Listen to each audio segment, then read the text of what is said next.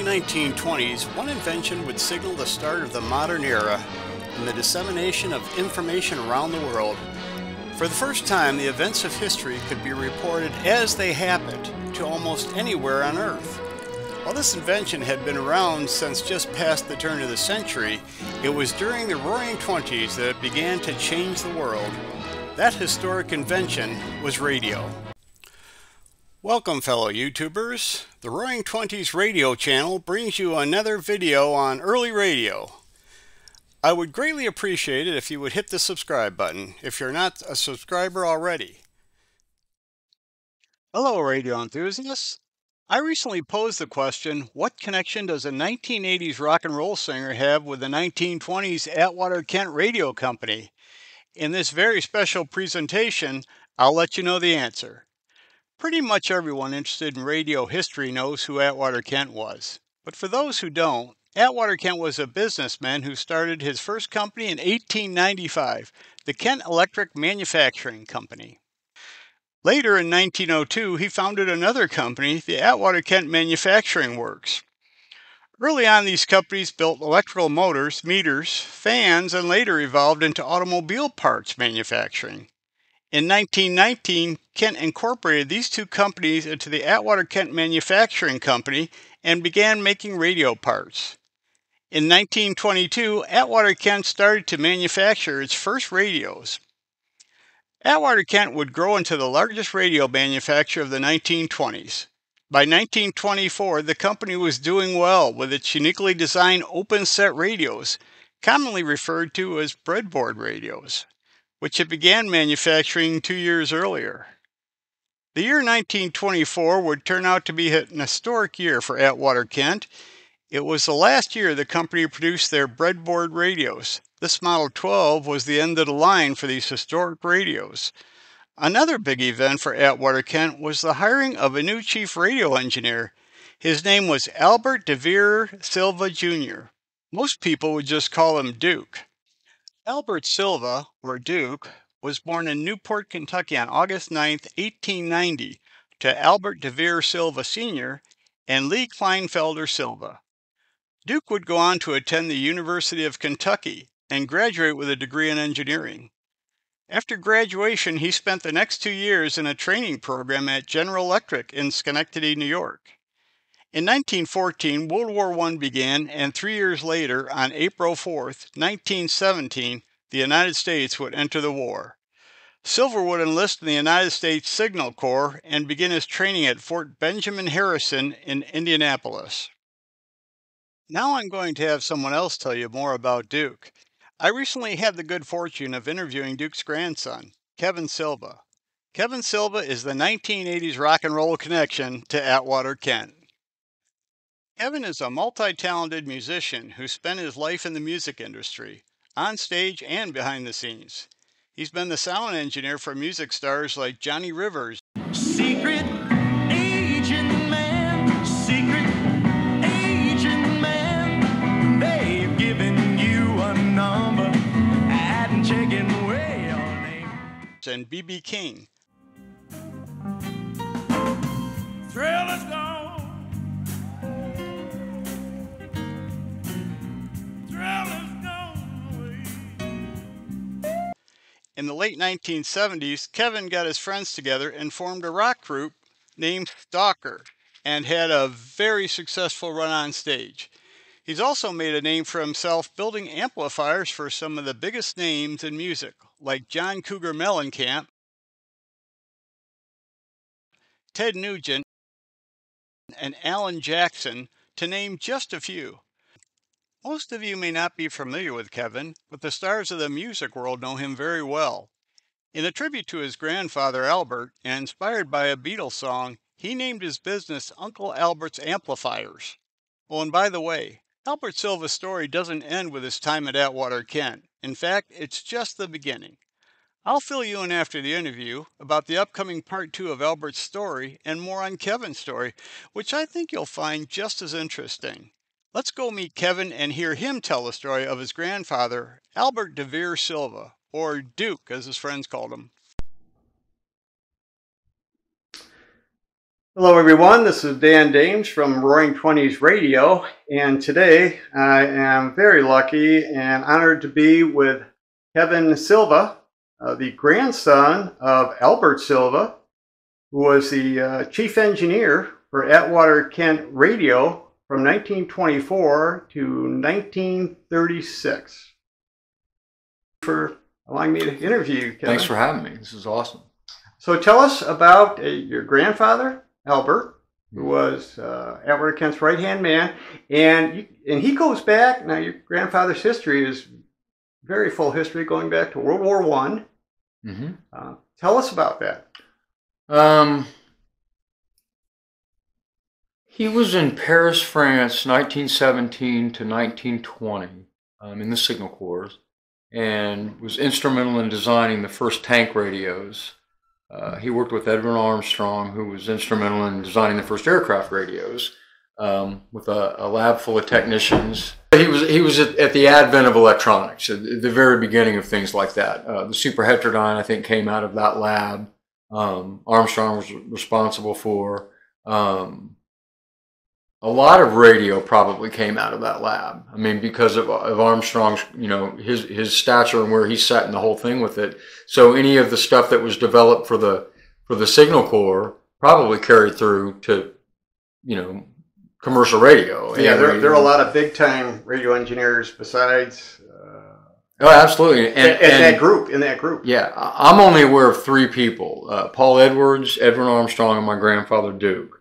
But I would have to think that whole other group of people probably filtered out into areas, and there might have been other guys at Atwater Kent maybe that came out of that, Mm-hmm. But anyway, at the end of the war, he came back and he was at Camp Alfred Vale in New Jersey, clean up a little bit. He brought back the first Armstrong set, actually, and I've got the requisition papers for that, and he was versed at it. At Vale, basically, finishing up what the Signal Corps group did. He was in Cleveland prior to the war at GE in the lighting division, and he went back to GE for just a brief moment, bounced around a little bit, just not a lot. I think my grandmother probably was main income for, and they moved to Philadelphia and he took the job at Atwater Kent. And that would have been probably summer of 1924. So Atwater Kent, let's see, by 1920, 26 was probably when Atwater Kent was really like the pinnacle of what they did. Now, since your grandfather, Albert Duke, started in 24, so he would be at the end of the breadboard radios. Do you know what radios his design started with? I don't. He designed or was in on? Okay. There's only so much stuff that I've been able to find. We could probably assume the 1925 line if he was hired in 24. Most likely. He probably most had a lot of likely. input in that. Yeah. Okay. But I think with his background, probably got him further pretty quick. I mean, just everything he had done prior to that, But again, he was at Atwater Kent from 1924 up until 1936. My dad was born in 25. So the stories my dad told at the time in Philadelphia was, very selective. I mean, just, I guess that Duke was a car guy. And I remember one story my dad told me was that he bought an accelerometer for whatever car he had. And my dad's name was Don, and they called him Donnie, go figure. And said, Donnie, let's go for a car ride. And he said that he remembers vividly driving at a high rate of speed and just thought it was the coolest thing he'd ever done in his whole life, But so the stories are few and far between from the Atwater Kent days. So most of the information that I found is from outside sources, someone else other than my dad. Okay. And then my uncle, my dad's older brother, he didn't really talk much about it at all, nor the younger brother. So you told me that Albert would go everywhere with Atwater Kent when he went on to put on radio demonstrations, things like that. Yeah, I've got in 1925, USS Los Angeles, one of the dirigibles they had. There was a show in Lakehurst, New Jersey, and it was kind of the military was involved, showing off the dirigibles, what their capabilities were.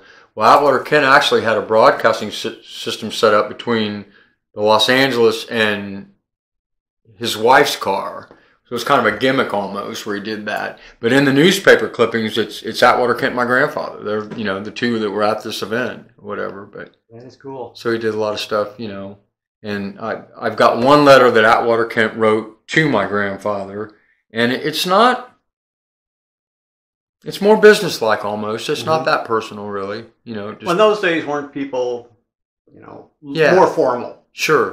Back in them. But when my grandfather left Atwater Kent, he went to Nobblet Sparks in Columbus, Indiana, which was Arvin Radios, basically. And he worked with another engineer there, a guy named Ben Irwin. And Ben started in the radio division at Arvin in 1934. And I was lucky enough to spend several afternoons with Ben, who was in his 90s, in a tape recorder. And Ben shared a lot of stories with me.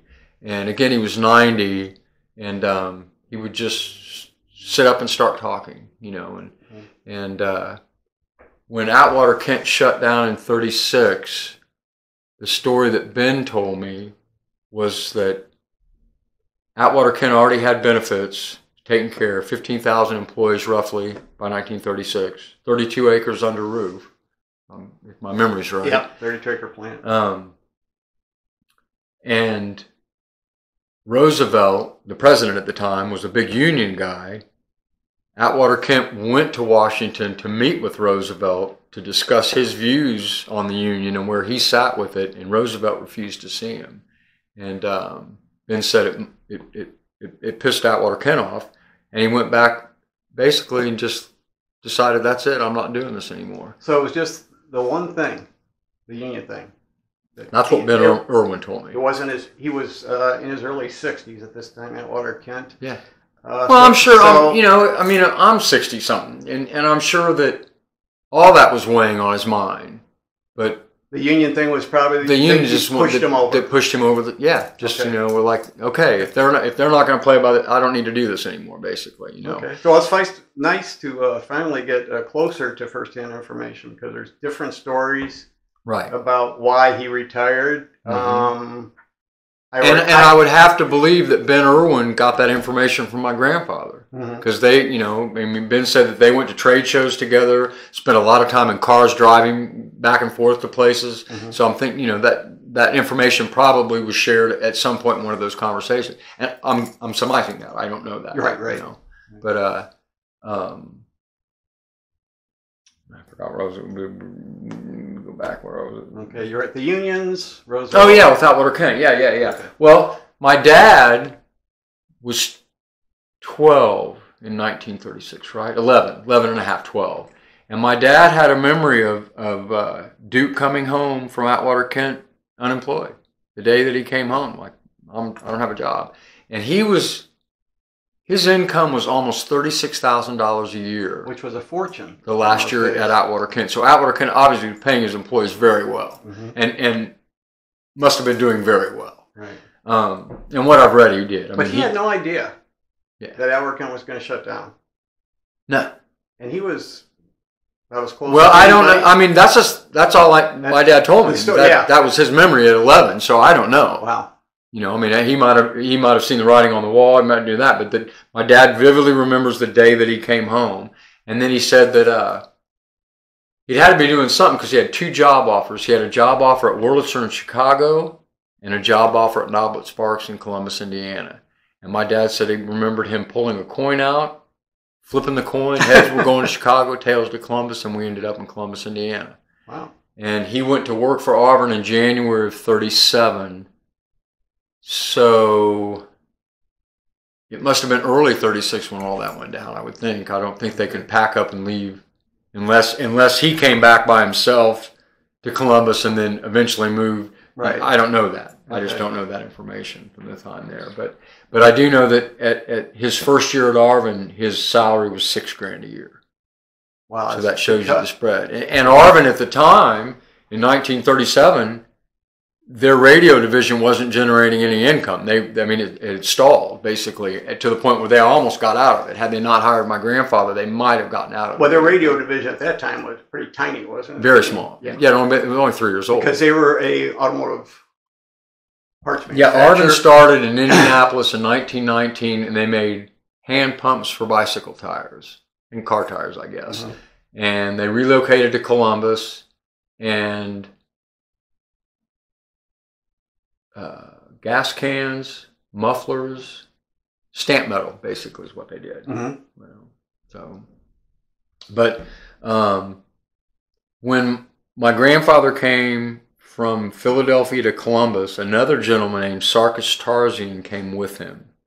And Sarkis went to Bloomington, Indiana, worked with RCA, and he started a television station, WTTV Channel 4. So growing up, that was one of the 4 stations we had, was Channel 4. And the sign-off was always Sarkis Tarzian. And I remember being a little kid, I thought, that's a cool name, Sarkis Tarzian, Armenian, basically. And then Ben Irwin told me a story that in the early days of Arvin, Sarkis, Duke, and Ben went back to Philadelphia and bought a surplus of Atwater Kent's inventory, parts left over. Okay. So the first wave of the Arvin stuff would have been parts left over from the Atwater Kent things like that. But and Sarkis was pretty successful. I talked to his son Tom Tarzan at one point back in the early 90s and wanted nothing. He was like, I don't want to talk about my father. Okay. That was odd. That was not. I guess apparently they didn't have a good relationship. Yeah. But my dad, Don, had an older brother, Dev, and a younger brother, Leroy. And Leroy was born in 1932, so it was 8 years there. Hated Duke. They never got along. And Leroy was an electrical engineer that went to Purdue, grad school at Purdue, taught electrical engineering at Purdue for years. Leroy designed the audio video system on Skylab in the 70s. Wow. He was the head engineer for that project. That's pretty impressive. Yeah, and Leroy was probably the smartest of the 3 of them. He passed away at 87 4 years ago. He was still teaching calculus at a college 4 days a week. He just had a heart attack one morning and was gone. Yeah, but then my dad passed away in 1996, and his older brother, my Uncle Deb, passed away in 1982. And